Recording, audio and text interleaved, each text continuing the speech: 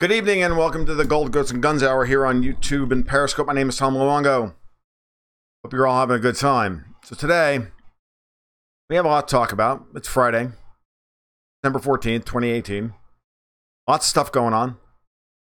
Hope none of you are caught in the horrible storm happening off the coast of the Carolinas. Terrible thing. But there's a lot of storms out there right now, and it's global cooling, man. It's so obvious.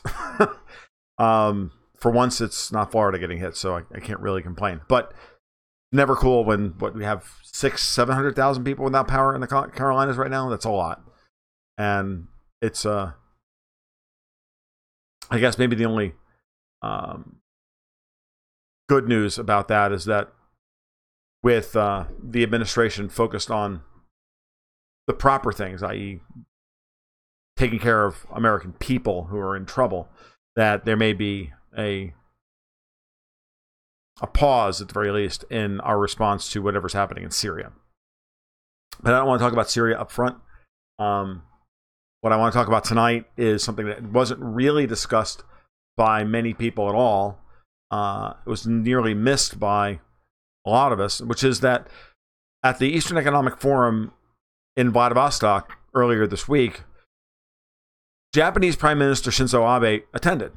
And this is not the first time that he's been there, and it's not the first time that he and Putin have met. As a matter of fact, they've met 22 times since Abe came to office in late 2012.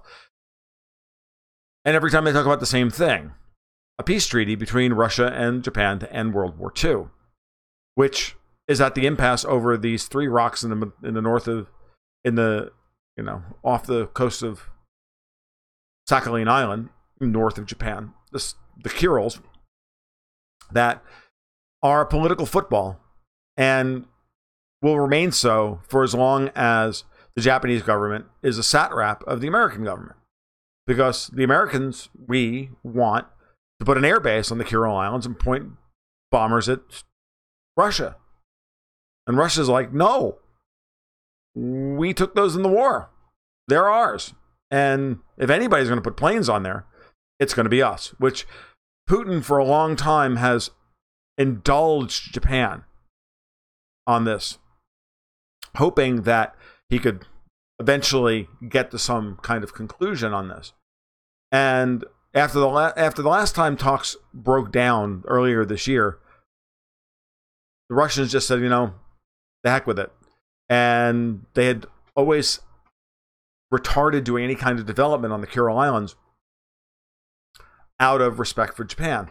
And that ended. They started running underground communications cables and building an airfield and all sorts of stuff. So the Russians have decided to go forward with the economic development of the Kuril Islands because only the United States and Japan don't recognize them as Russian territory.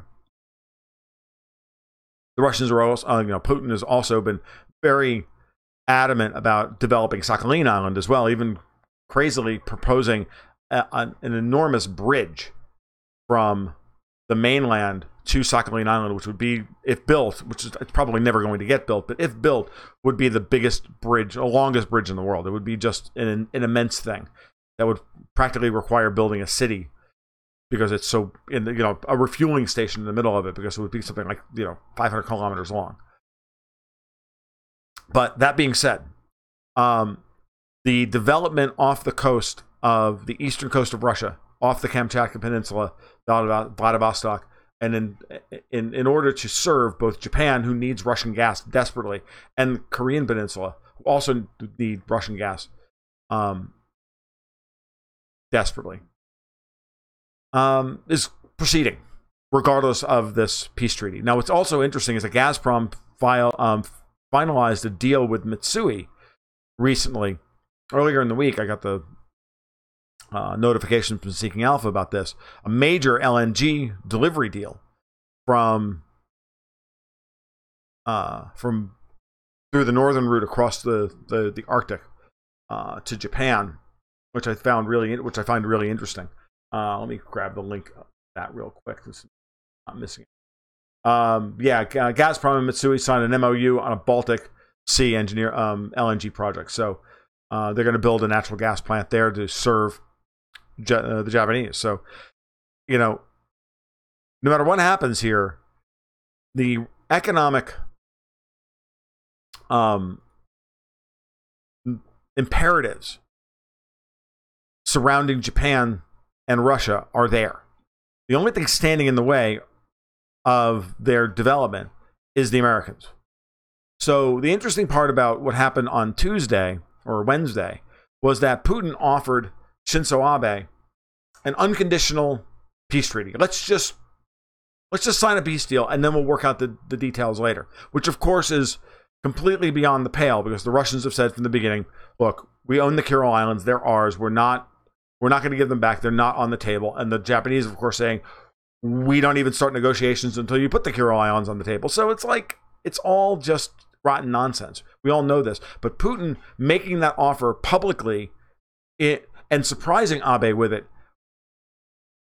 was a way to break the dam on this issue and make it much more public, because there's Abe at the Eastern Economic Forum drumming up business between Russia and Japan and offering all these economic incentives, and Putin just laying down the law and saying, look, we're not going to give you any territory for a little bit of money.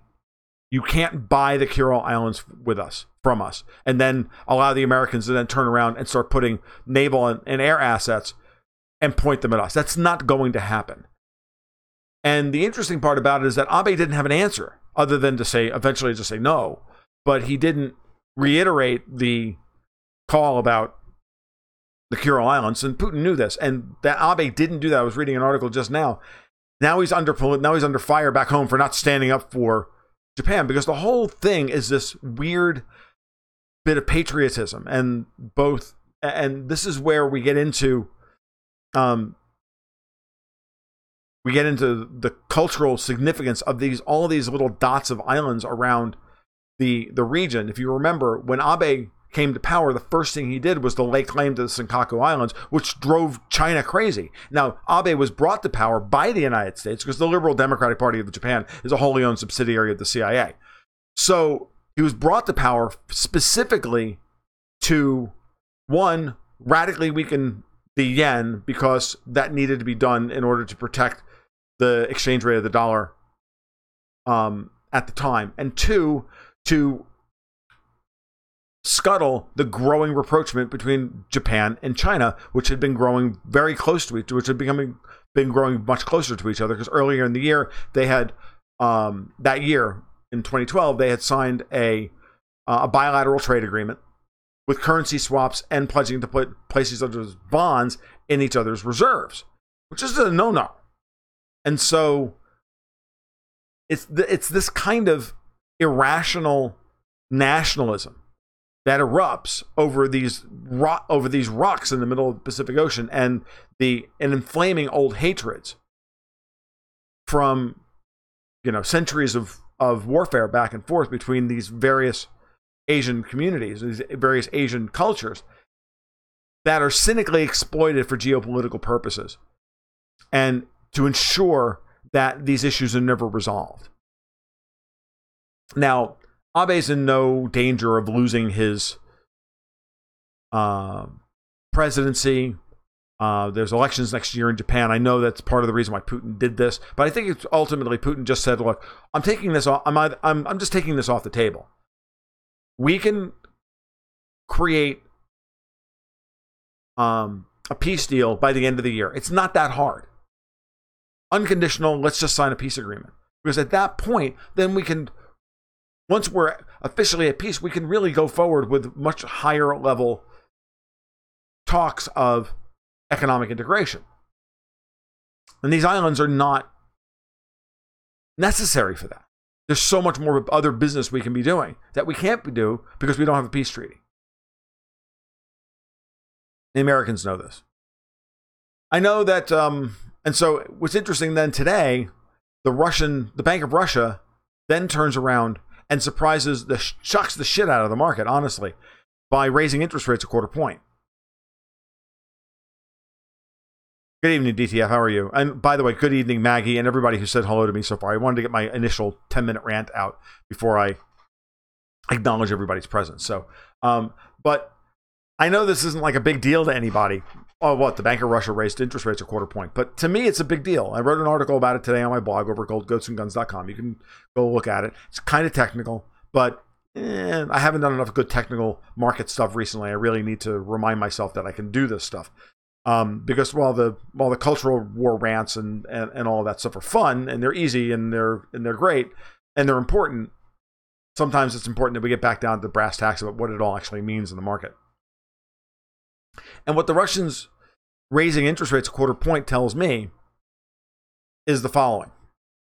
For the last year or so, we've had a significant washout in emerging market currencies, specifically currencies like the Indian rupee, the Russian ruble, obviously the Turkish lira, and now we can add the complete collapse of the British. I'm sorry, not the British, but the Brazilian real, the Argentinian peso, the South African rand, the Mexican peso has been under serious pressure, yada, yada, yada, all the way across the board. You go all across Southeast Asia, everything's down 10, 12%. And the Russian ruble has been caught in this as well. And the interesting part about it is that during that time, oil prices went from $55 a barrel to $80 a barrel. Russian current account surplus is currently running around 2.6%. Their trade surpluses went from year over year from like $63 billion to $104 billion. It's a 63% rise. I was just looking at the numbers today and it's just scary. Unemployment, 4.7%, stable. We finally got a little bit of an uptick in inflation. And as an excuse, the Bank of Russia raised interest rates a quarter point. But what's interesting is that the ruble has lost versus the dollar nearly 25% over the course of the last year. The Russian rate curve looks normal now. Starts at around 7 up until today. It starts at around 7% and went all the way up to 9% over, from overnight to 20 years. Had a nice kind of rising, steady yield curve for the first time since 2014. Now, I've been critical of the Bank of Russia, saying that they should have been more aggressive in rate cuts. But they should have been more aggressive in rate cuts. I've been saying this for 2 years now.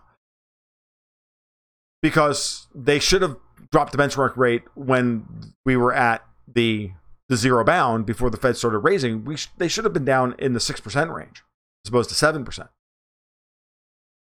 But the Bank of Russia and a lot of the Russian financial institutions is still kind of the last vestige of the American-controlled fifth column within Russia. A lot of standard IMF-style thinking in there, and I'm sure a lot of people of dubious loyalties. So, not necessarily Elvira Nabiulina anymore. Depends on who you talk to in the Russians as to whether or not Nabiulina is a traitor or not. But certainly they were way too conservative in dropping interest rates because they didn't help the positive part of the credit cycle early enough and then give them enough room to now raise rates and now be able to give themselves a little bit of more wiggle room so that when they wanted to shock the market and raise rates and defend the ruble, they could do so from 6% to 6.25%, 6.25% to 6.5%. Now they're at 7.25%. Now, that being said, what this does when you're an emerging market that has been like Russia, or technically an emerging market, when you're an economy like Russia that has been now completely marginalized in the international markets, you know the reason why the ruble's dropped that far versus the dollar and then commensurately versus a lot of other major currencies as well, is simply because we've been sanctioning the crap out of them and threatening to sanction them and cutting them more and more and more off from dollar funding markets, and which is forcing, of course, a liquidation of rubles, and the dollar portion of the Russian economy takes center stage. It's kind of the same thing that's happening in Turkey, but to a much lesser extent in Russia's case, because they're still accepting dollars for a lot of their oil, and it doesn't really hurt them if they're getting paid in dollars, and then convert to rubles. And a falling ruble doesn't really change anything. It doesn't change any company's bottom line. It doesn't change the Russian budget. It actually makes the Russian budget, easy, because they're running a budget surplus at this point. They're running a budget surplus, a current account surplus, a trade surplus. They're running triple surpluses again. But that'll end if they de-dollarize the economy, at least during the transition period. Now, the calls within the Russian political system for further de-dollarizing the economy are getting hot and heavy now. And the Bank of Russia raising rates by a quarter point when no one was expecting it, to me, is saying, look, we're going to defend the ruble as a regional trade settlement currency, because we have to start taking control of the value of our currency. We cannot let it just rise and fall with the price of oil and rise and fall with the whim of currency traders in Eurodollar markets. We just can't do this in Forex markets and what happens in the Eurodollar offshore dollar markets. We can't do this anymore. And you're not going to do that by constantly having to react to whatever it is that the Federal Reserve is doing. You have to eventually take the bull by the horns. So, in a sense, this is interesting because I didn't think they were done cutting rates. I thought they were going to go down to 6.5% or maybe even 6%. I was hoping they would. But because that would be much more stimulative of the core Russian economy, which is still kind of struggling with sub 2.5%, 3% growth. But then again, with interest rates that high, this is real growth because the CPI is low as well. You're talking about the interest rate, the CPI running at like 2.5%, 2.2%. GDP growth is 2.5%. So you're talking about a nominal growth rate that's positive. Now, I'm a big fan of GDP, not really even a big fan of CPI. But as a gross indicator of a country that's building wealth, yeah, okay. It's not bad. There are better ways to look at it. And the reality is that over the course of the next couple of years, as this, as the consequences of this year's policies from the U.S. and the weaponizing of the dollar, it's only going to play more strongly into Russia's hands. They have to continue to attract capital because with the destruction of with the every day, with the destruction of a little bit more confidence in the political system here in the United States and the political system in Europe, incremental changes to the flow of capital will continue. And the kind of things that are happening right now are the kinds of things that will see billions of dollars in the investable capital shift away from their normal avenues. And they're going to start moving into markets that are stable. And Russia can be that node of stability for the entire Central Asia, the entirety of Central Asia over the course of the next 3 to 5 years as these countries also go through the process of de-dollarization. And so, to me, this is like that little thing. It's like that little thing that starts the avalanche. The Bank of Russia saying, we have confidence in our economy. We have confidence in our recovery to the point where we can raise interest rates a quarter point.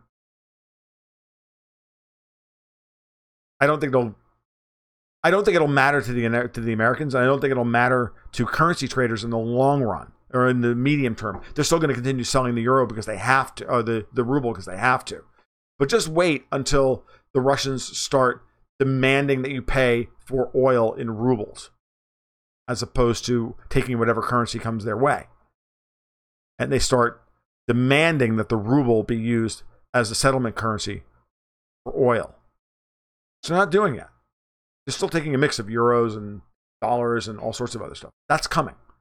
And when that comes, the ruble will drop like a rock. Well, it will. The ruble U.S. dollar exchange rate will drop. The ruble will strengthen, and all of a sudden, dollar-based investors will be sitting there kicking themselves for not owning, shares of RSX and Mobifone and Yandex and Gazprom and Rosneft and the rest of them. Lukoil, you name it. So that's my rant. That's my rant on that for this evening. I think it's really important that we tie all this stuff together. How does that play against the petro yuan? DTF asks a good question. It's important to understand that I think you're going to see the ruble play a significant role in trade settlement across Central Asia, especially the former Soviet stands, Belarus, Kazakhstan, and the rest. Probably even Afghanistan and Turkey. But the petro yuan is there to shore up and bring capital into China. Right? It's the means by which the Chinese are going to be able to deepen their bond market and their sovereign debt markets, even though their capital account is still partially closed. With the ruble flowing freely on the open market, now it's going to be the opportunity. Now the opportunity will be for Russian companies that are operating well to be able to sell ruble-denominated corporate debt. And yeah, they're going to be selling it at relatively high rates, but they're going to sell ruble-denominated debt, and they should get a significant amount of investor return on this. But the volatility in the ruble has to go away. That's the thing. So the ruble has to start decoupling. The volatility of the ruble has to begin decoupling along its major trading partners away from the ruble-dollar exchange rate. And I've got a chart in that article which is starting to show you what I'm talking about.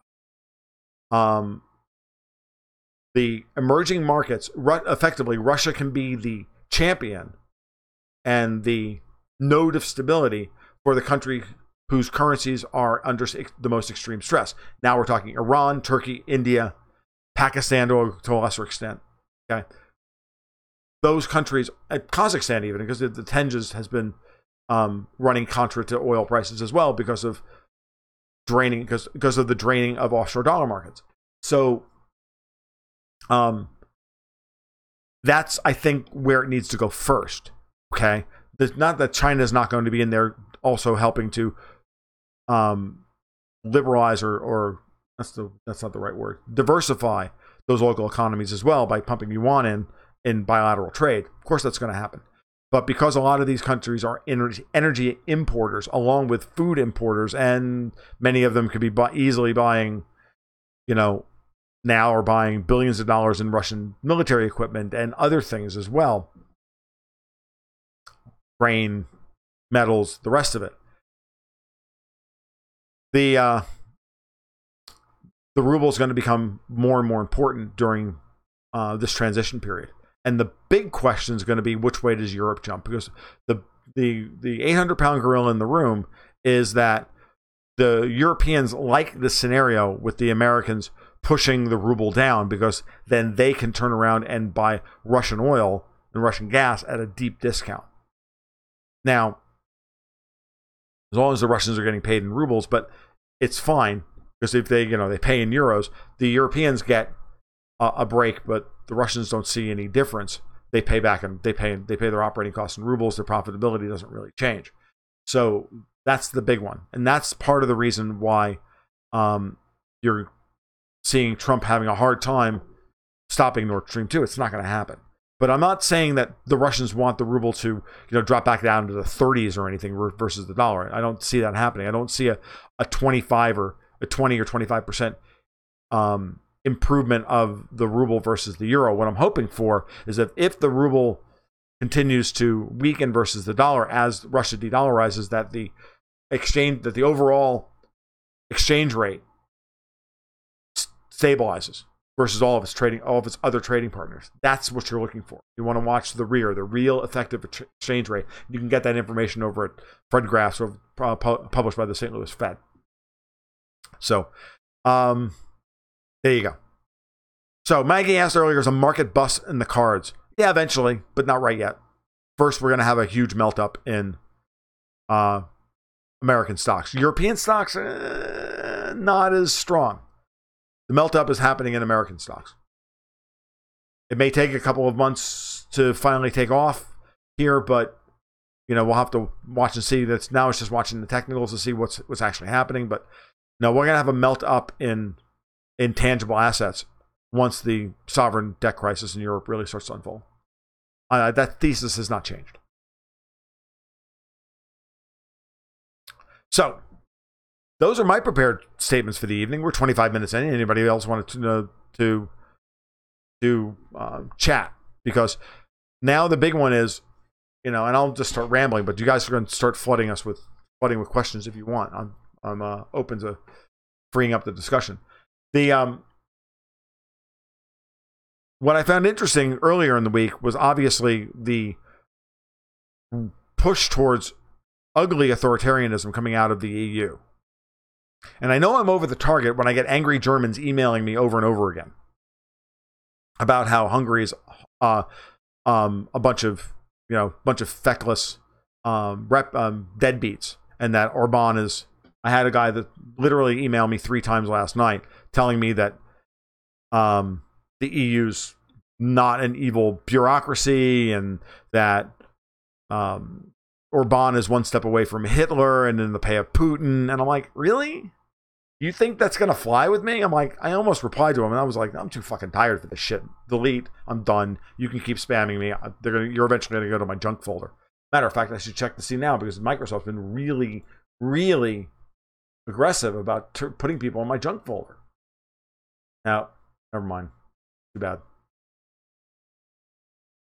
Oh, well. Okay. So, see.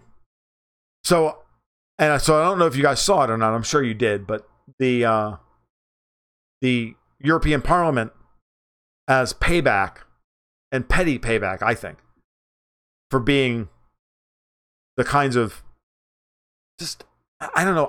I don't know what goes through the minds of these pampered, virtue signaling twats in the European Parliament. That's just the best word for them. To think that you're going to open up Article 7 proceedings against Hungary for human rights abuses, for not taking migrants that they had no say in taking.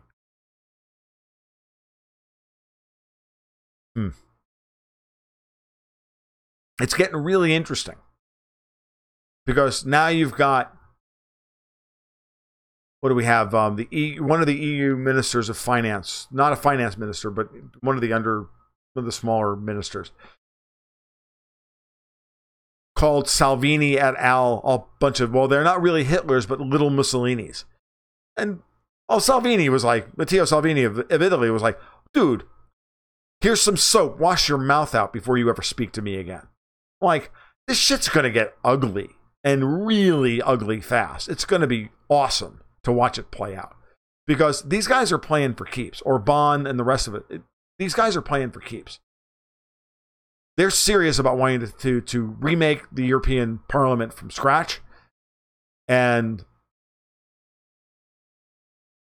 starting Article 7 proceedings to virtue signal about Hungary's unwillingness to take migrants so that you can cut off their transfer payments. Like, Hungary doesn't give a shit. They've got 4.5% growth. What the hell do they want a couple of $1 billion a year from the EU foreign transfer payments? I'm sure, I'm as I said in my article, I'm sure Viktor Orban would be happy to trade that for not letting in a whole bunch more.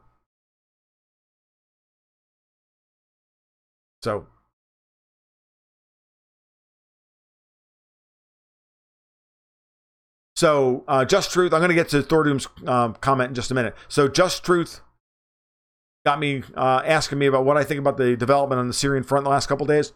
I just saw breaking news from the Russians that they're starting the process of creating and opening up humanitarian corridors to allow people to escape the fighting zones. The Turks have moved in extra troops.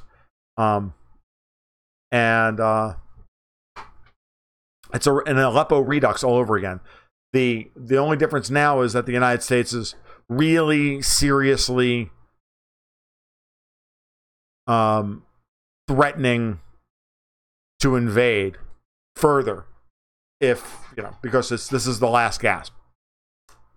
I don't see anything changing. I think I see this playing out exactly as it did over Aleppo. The rhetoric will be terrible.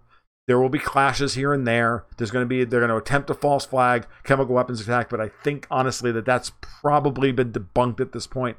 The British deep state is apoplectic and beside themselves. They don't know what else to do because they're desperate to not be exposed as, parts of the architects of this thing. It's all just cockroaches scurrying. It's a mixture of cockroaches scurrying, away from the light and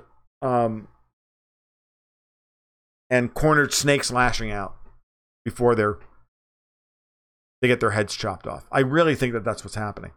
This thing with John Kerry meeting with and Mike Pompeo, that fucking retard. He is such a piece of shit. I mean, John Kerry's a piece of shit too. I mean, I'm not defending John Kerry or anything. But, dude, seriously, saying that, now all the Twitter conservative, the conservative Twitterati are all going, what about the Logan Act? What about the Logan Act? Like, let's not play this freaking game. Yeah, the Obamaites unfairly went after Mike Flynn. We don't need to go after John Kerry for talking with Iranian officials as a private citizen. He's allowed to do that.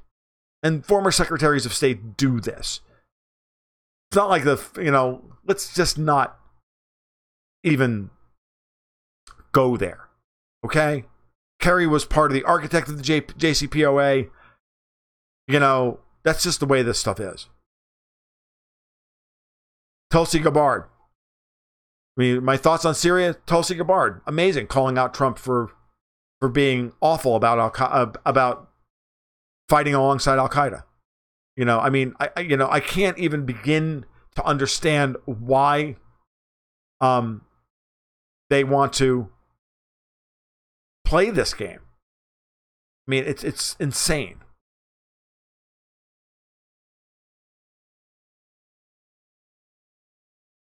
Right.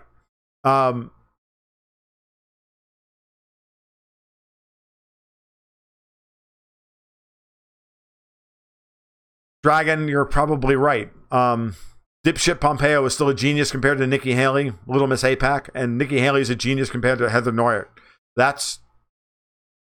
And the State Department is in full treason mode at this point. I mean, we've got guys.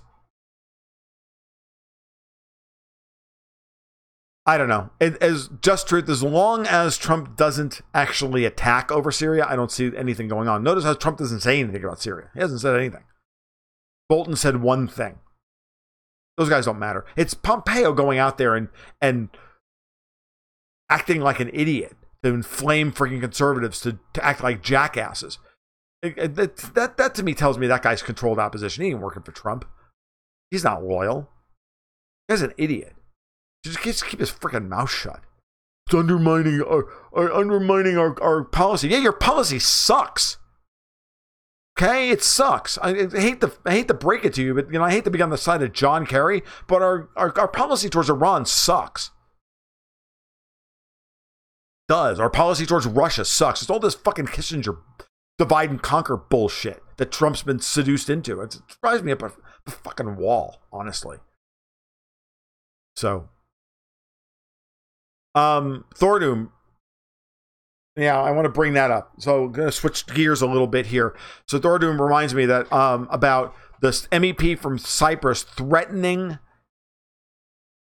Cyprus with sanctions for cooperating with the Russians in investigation of Bill Browder. Like, how obvious do you have to be that you're in the pay of this guy? Like, how obvious do you all have to be to open up Article 7 procedures against Hungary, which is all George Soros wants? It's just petty payback for Orban naming names and kicking Soros' NGOs out of Hungary and forcing him to shut down Central European University.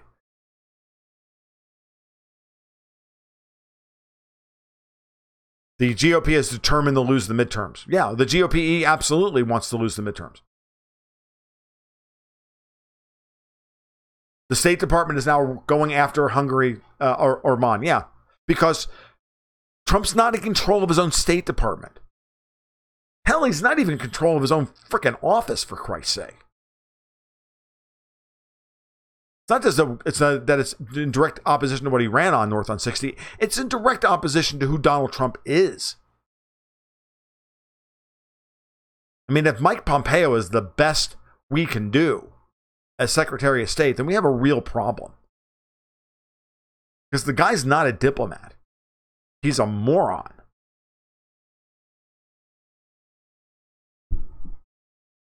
Pomposity. He's just a pompous ass.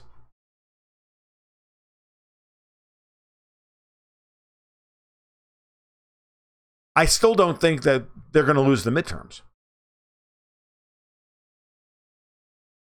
I don't. I think the GOP is trying to lose the midterms, and I don't think they're going to be successful. Because I just don't see it. The Democrats can't all of a sudden turn themselves into the moderate party in 6 weeks.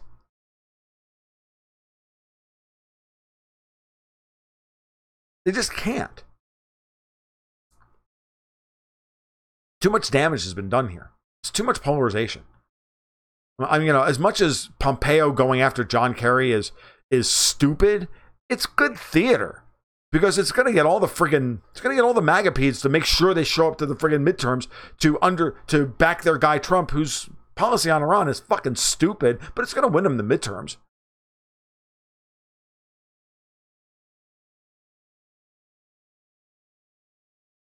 We'll see. I don't know. As far as the House is concerned, User 13 says the GOP will keep the Senate, probably pick up seats in the Senate, and lose the House potentially due to judge primaries in California and gerrymandering Pennsylvania. We'll see. Still not convinced.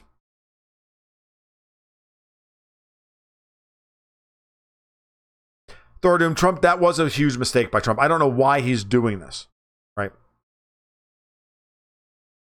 If the GOP wins, it'll be in spite of themselves. Well, obviously, it'll be in spite of the leadership who's trying to lose. Because they're all globalists. They're all trying to lose. They're all trying to make Trump look bad. Right. And the Office of Foreign Asset Control and the Treasury Department are, for the most part, they're outside of the control of the president. Congress gave those, thanks to John McCain, gave them a ridiculous amount of power to sanction people willy-nilly. And Trump doesn't have very much say over it at this point.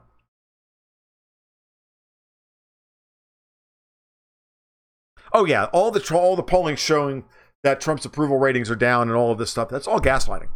It's the same shit that was going on in 2016. It's all gaslighting. Just like I honestly don't believe at this point that AfD is only polling 17% in Germany. I think that's closer to 20. Right, the diplomatic dream team. They're not a dream team. Honestly, the four of them together. Okay, so Nikki Haley's a Waffle House waitress. Pompeo looks like the fry cook. Bolton is the fucking, is the store manager. And Neuert is the waitress who's, doing her side work. I mean, we don't just have a Waffle House waitress as ambassador to the UN. We have an entire Waffle House staff as our foreign policy experts. Right. That executive order is moronic. The rest of the world isn't allowed to voice an opinion about U.S. politics. Are you kidding me? But look, Rick Perry was out there yesterday basically saying, if you don't do, and there's another one, so I think he's the angel. No, he's the franchise owner. Rick Perry then would be the franchise owner of the Waffle House that John Bolton runs, Mike Pompeo is the fry cook of, and Nikki Haley and Heather Neuert are the waitresses of. Yeah, or Heather is the PTA mom doing her small business taxes at 2:00 in the morning. Yeah, that's her. Doesn't matter. Pick your poison. It really doesn't matter.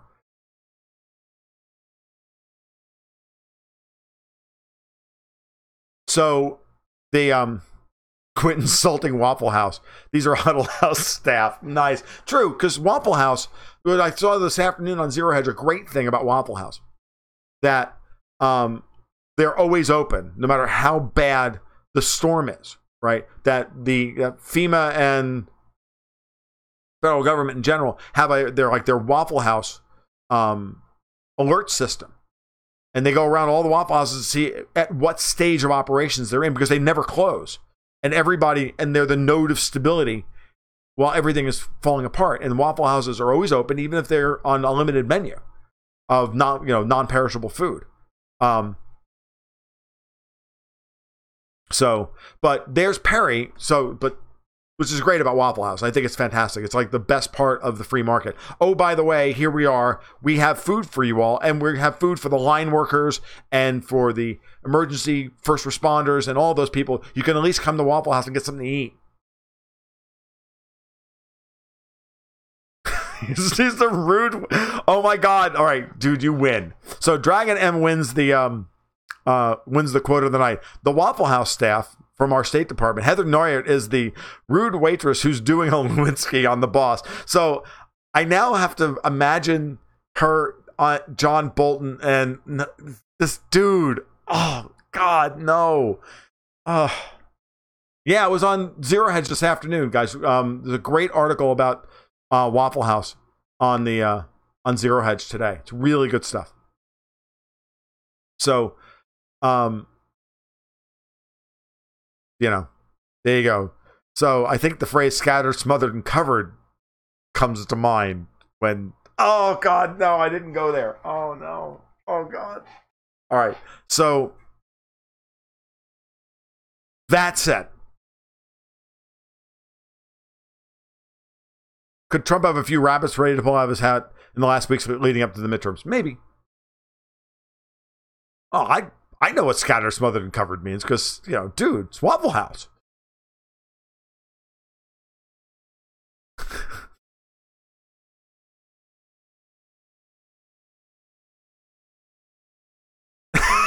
The stuff of nightmares. Absolutely.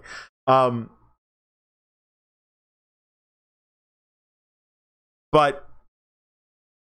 what was I saying? Shit. Got sidetracked by John Bolton's mustache twitching. All right. But what's interesting here is, Rick Perry. So Rick Perry, the franchise owner of our Waffle House diplomatic corps, effectively, when yelling at Iran and everybody else, said basically, if you don't act the way we want you to, we will destroy you. You don't have a right to act in this world any way that we don't approve of. We will ruin your ability we will take away your ability to use the dollar, transact the way to do business or anything. If you're not a good citizen, and we define good citizen.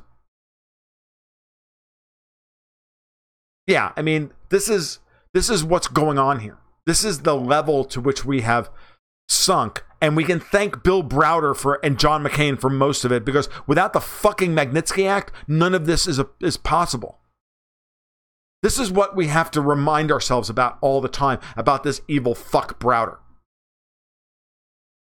That the Magnitsky Act was designed from the ground up, and Browder's whole freaking story was designed from the ground up to create a legal framework with which to begin unpersoning people from the world financial system.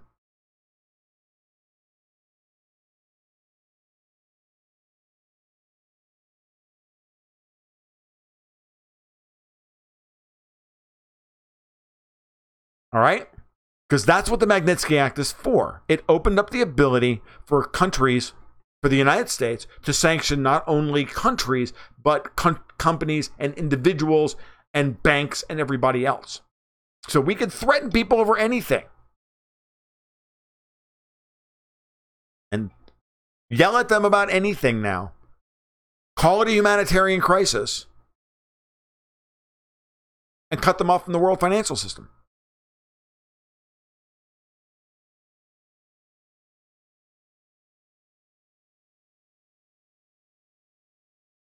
And so that's the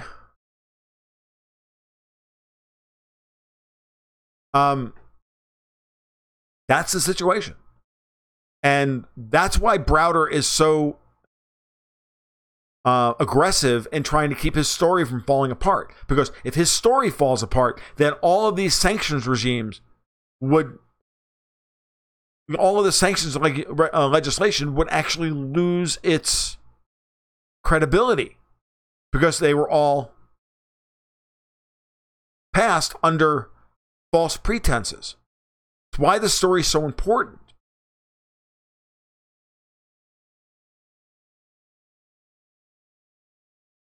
Okay? It's why it's so important. It's why they have to, and it's not just Browder doing this. Browder's he may be the one filing the lawsuits, but it's behind, but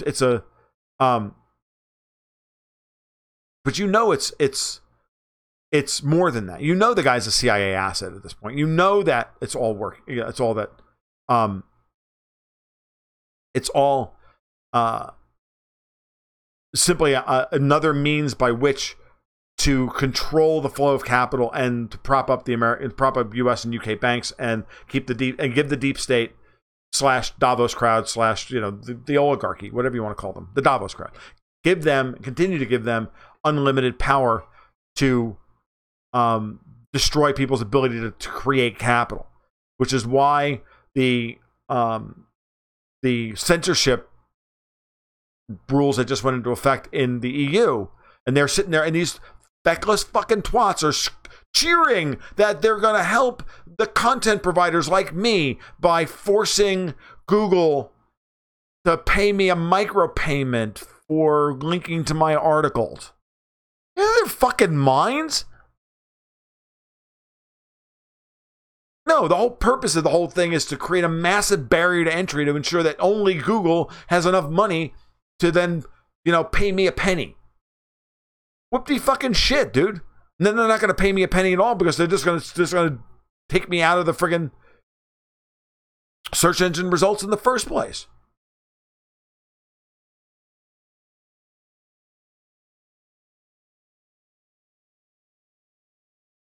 So it's all about control. It's all about erecting barriers and regaining control over the flow of information and the flow of capital, because they are feeling very concerned that they are losing control of both of those things. And guess what? It will not work. It will not work. In the long run, it will not work. They can drive some of it underground for a little while, but they can't make it work forever. The whole thing is going to collapse. It's going to be awesome to watch. And it's going to be painful to live through. So, there we go. But yeah, you have to remember to put all of it together with the Magnitsky Act and why it's so important. And that's why Browder is so adamant about ensuring that there's no alternative voices and that there aren't people out there telling his story. So what's telling me is that I need to go out and I need to write another article on Browder.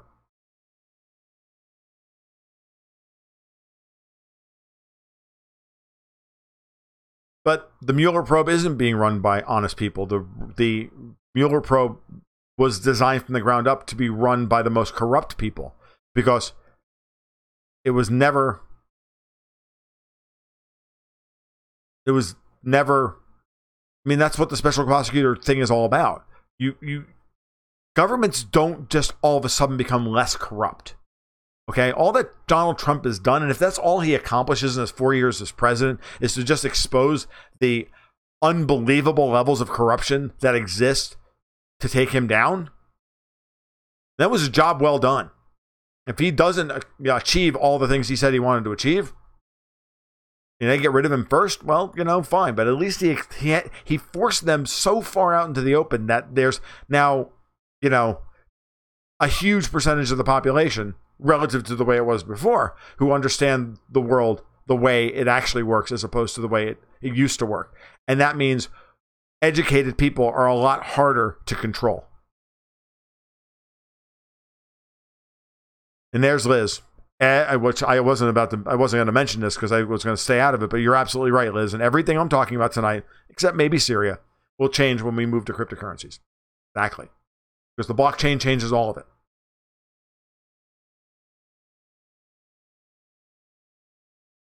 Because neural networks of blockchains are hack-proof. There's no 51% attack against a neural network of self-auditing cross-chain linkages. There ain't enough computing power in the world to do that. I like Trump's chances of a second term. I like Trump's chances in the midterms.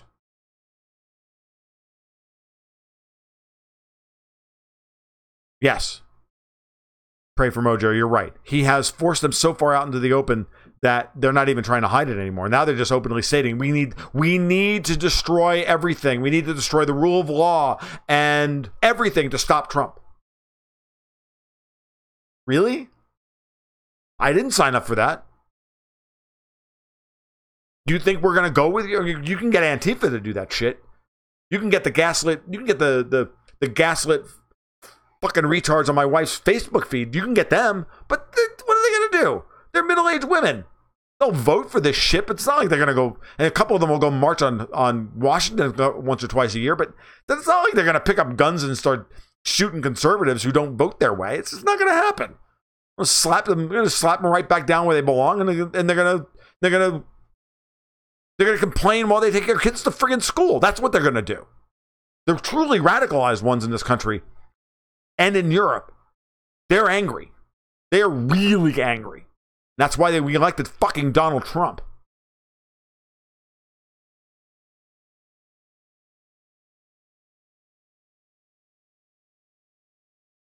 Yes.